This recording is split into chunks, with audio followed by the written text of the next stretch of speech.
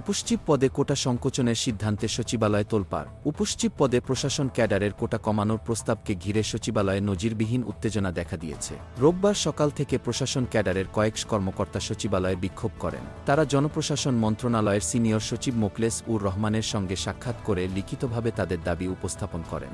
সকাল 11:30টার দিকে ঢাকার বিভিন্ন অফিসের কর্মকর্তারা সচিবালয়ের ৩ নম্বর ভবনের সামনে জড়ো হতে থাকেন। বেলা 11:15টার দিকে তারা জনপ্রশাসন মন্ত্রণালয়ের দ্বিতীয় তলায় সংস্কার কমিশন প্রধানের দপ্তরের সামনে অবস্থান নেন এবং বিক্ষোভ প্রদর্শন করেন। বাংলাদেশ অ্যাডমিনিস্ট্রেটিভ সার্ভিস অ্যাসোসিয়েশনের পক্ষে প্রায় 15 থেকে 20 জন কর্মকর্তা সিনিয়র সচিবের সঙ্গে বৈঠকে অংশ নেন।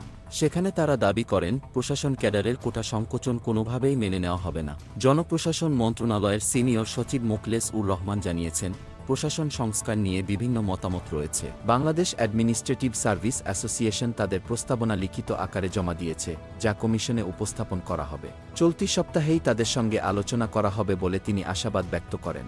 উল্লেখ্য, বর্তমান বিধি অনুযায়ী উপসচিব পদে প্রশাসন ক্যাডারের জন্য 75% এবং অন্যান্য ক্যাডারের জন্য 25% কোটা নির্ধারিত আছে। তবে সংস্কার কমিশন এই অনুপাত পরিবর্তন করে প্রশাসন ক্যাডারের জন্য 50% এবং অন্য ক্যাডারের জন্য 50% কোটা রাখার সুপারিশ করেছে। এই প্রস্তাবের প্রতিবাদে 25টি ক্যাডারের কর্মকর্তারা আগামী মঙ্গলবার 1 ঘণ্টার কলম বিরতি কর্মসূচি ঘোষণা করেছেন।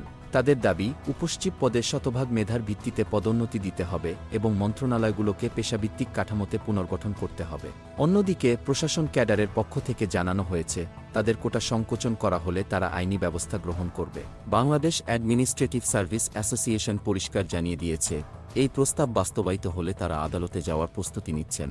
জনপ্রশাসন সংস্কার কমিশনের প্রধান আব্দুল মুঈদ চৌধুরী গত সপ্তাহে এক সংবাদ সম্মেলনে বলেন, সংস্কারের মাধ্যমে ক্যাডার বৈষম্য দূর করাই তাদের উদ্দেশ্য। তবে এই প্রস্তাব নিয়ে দুই পক্ষের মধ্যে তীব্র মতবিরোধ দেখা দিয়েছে, যা দেশের প্রশাসনিক অঙ্গনে নজিরবিহীন উত্তেজনার জন্ম দিয়েছে।